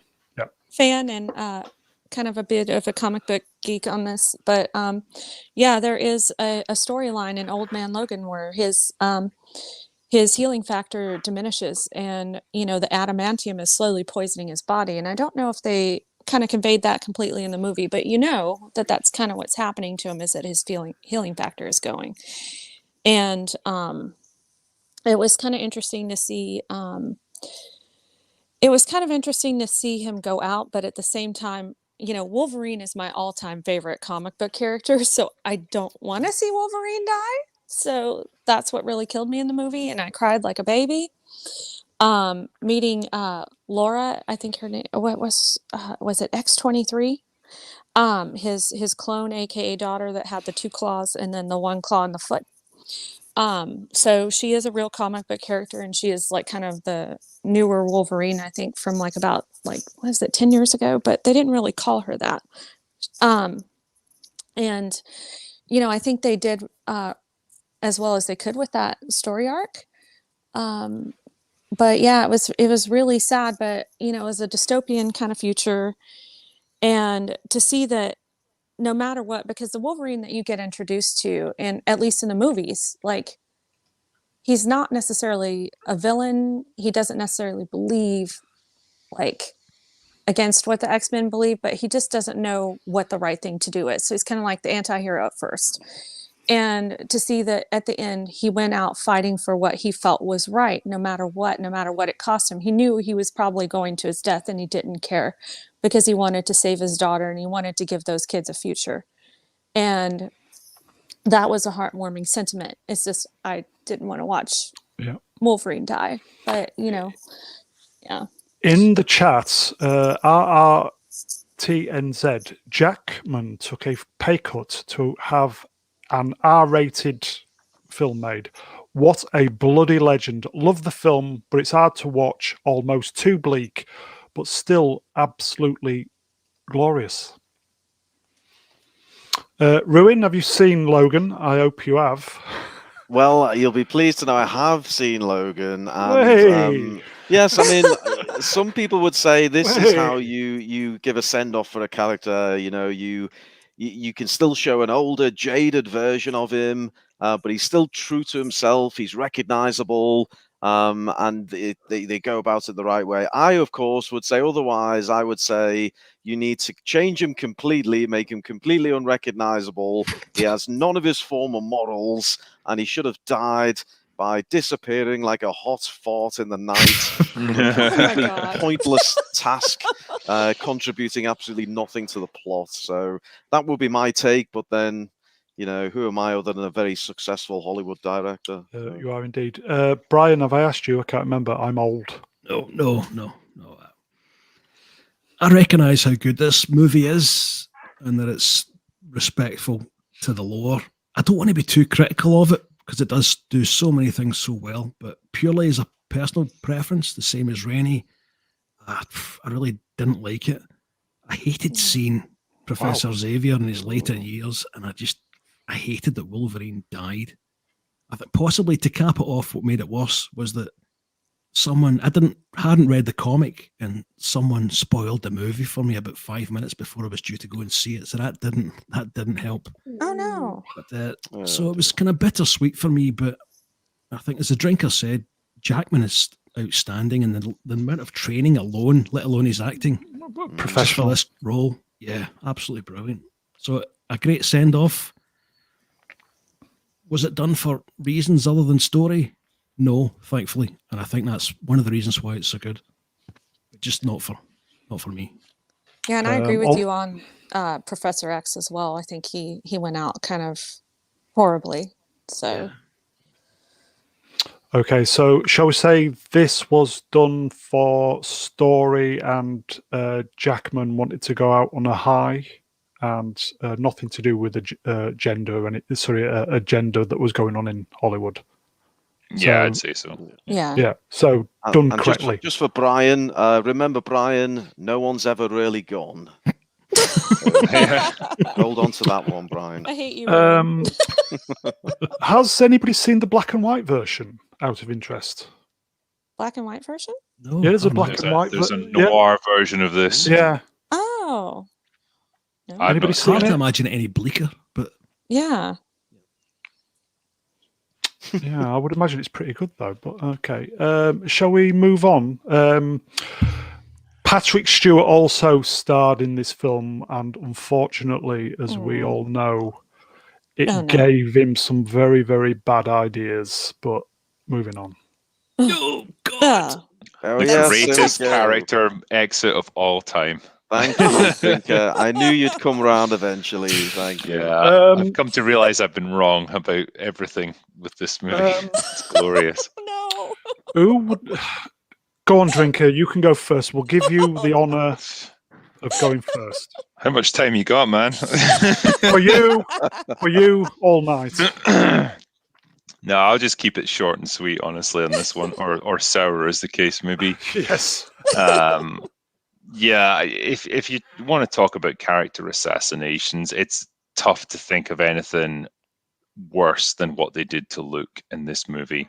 They took one of the truly iconic pop culture characters of the past half century and just turned him into a bitter, useless old man.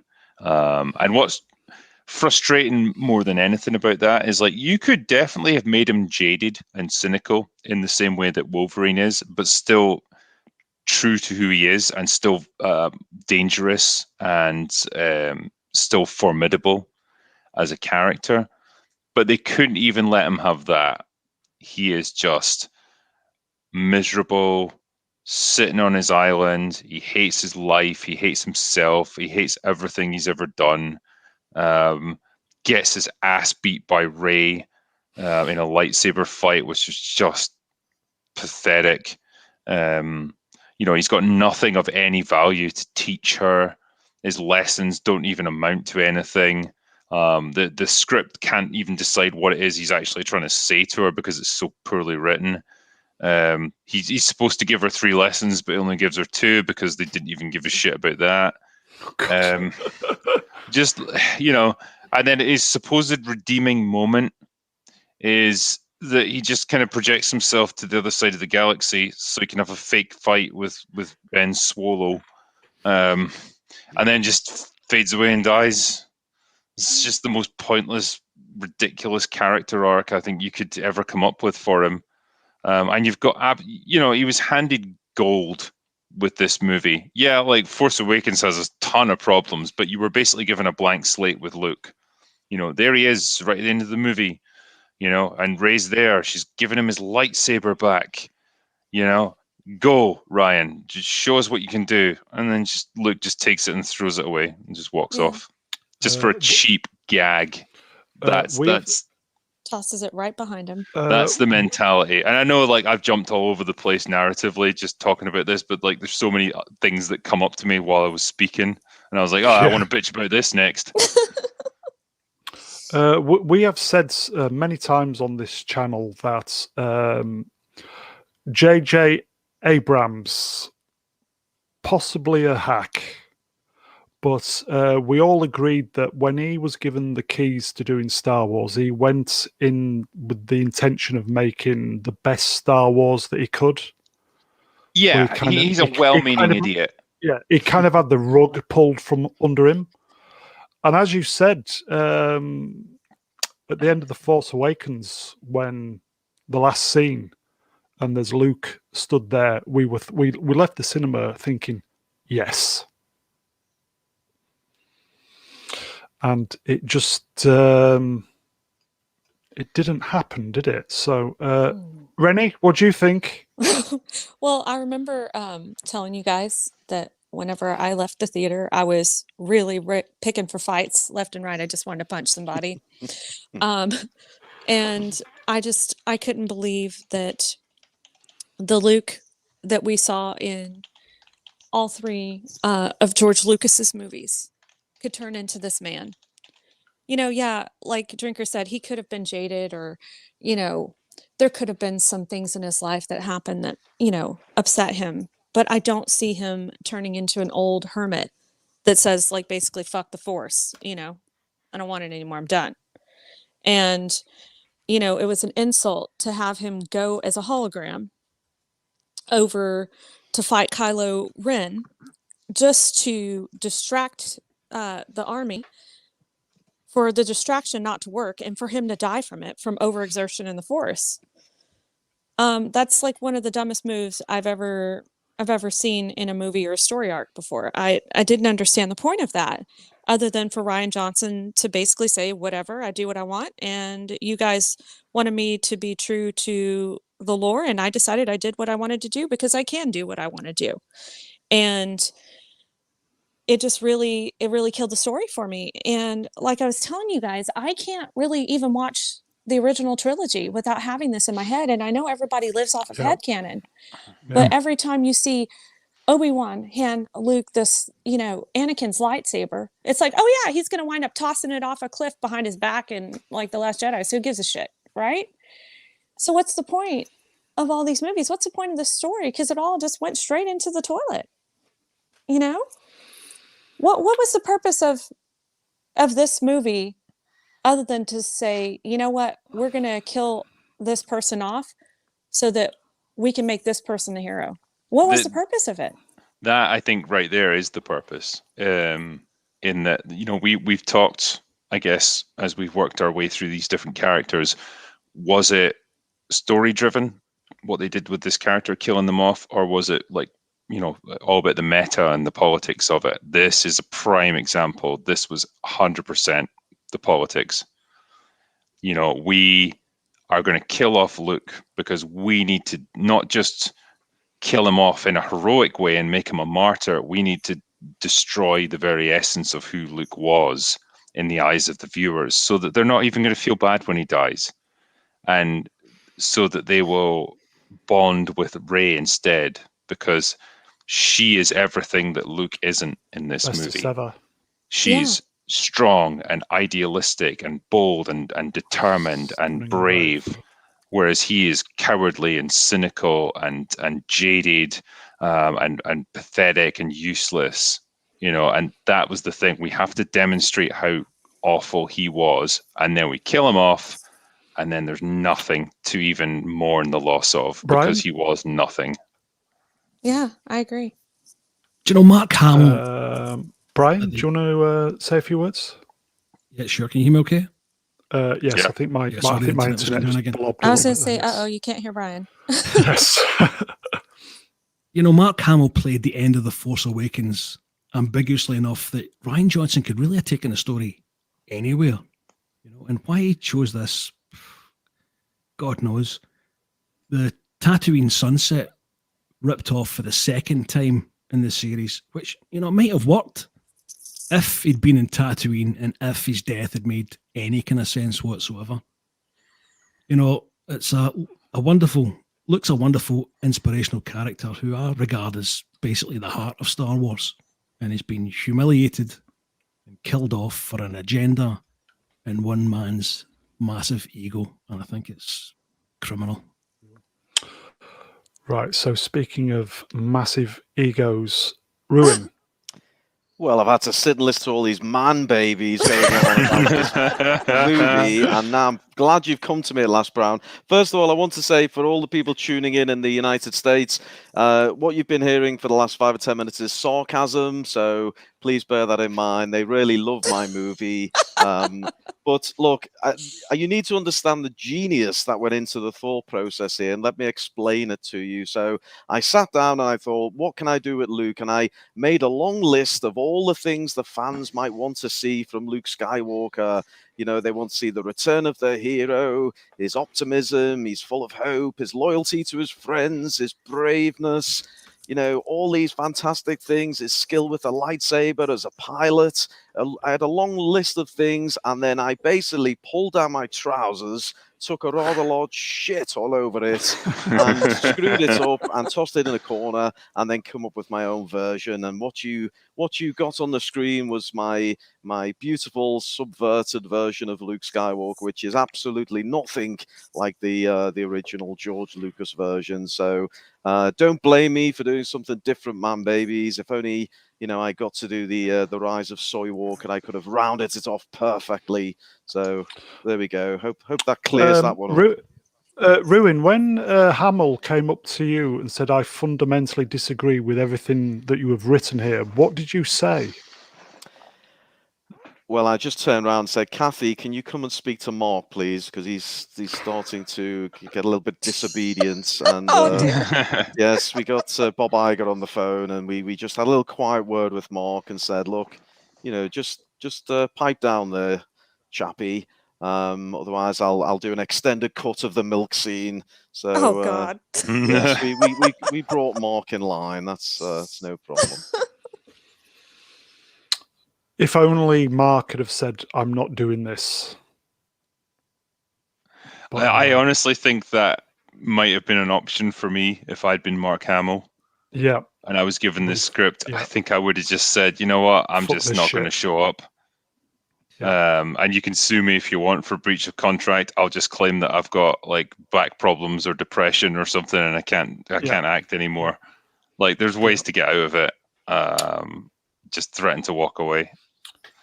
Right. I think he would have, because he's so integral to the movie. I think he would have had enough pull to at least get some changes made. Yeah.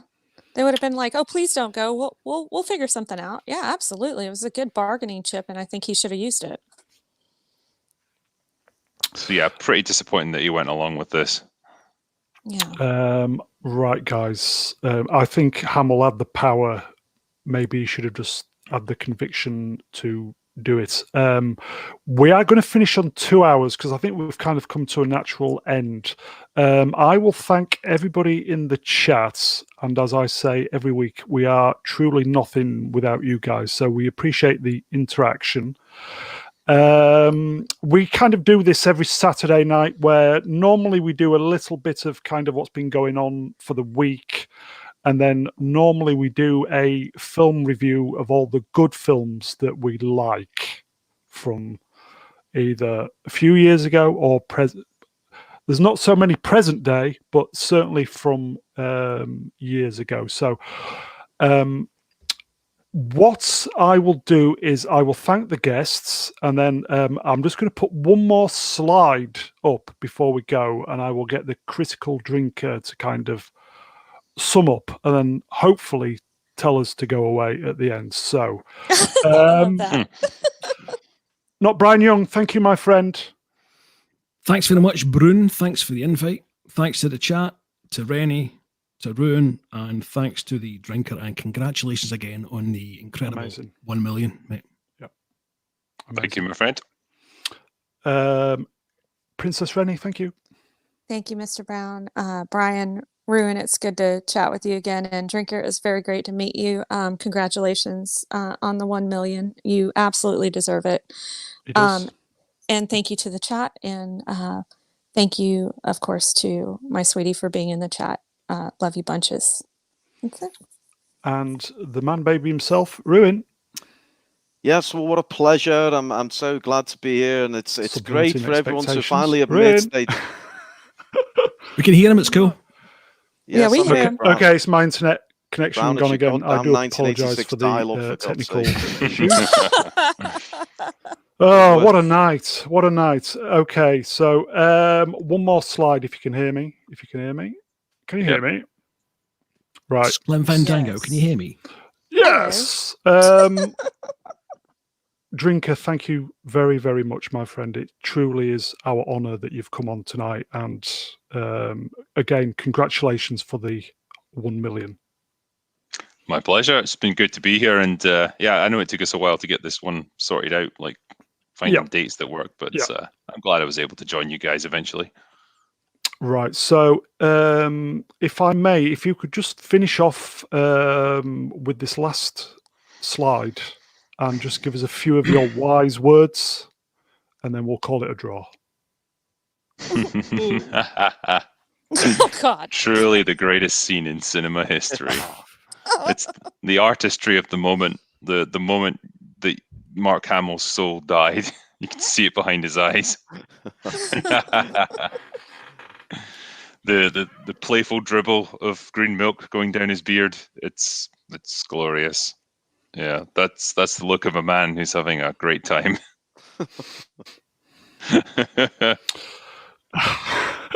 It's I just think that is the ultimate humiliation of our hero. Yeah. Right. Okay. So shall we? I think we should end it there. So, Drinker, if you would say those words that you always say, would be truly honoured, and we will call it a draw there. That's all we've got for today. So go away now. Hey! Hey.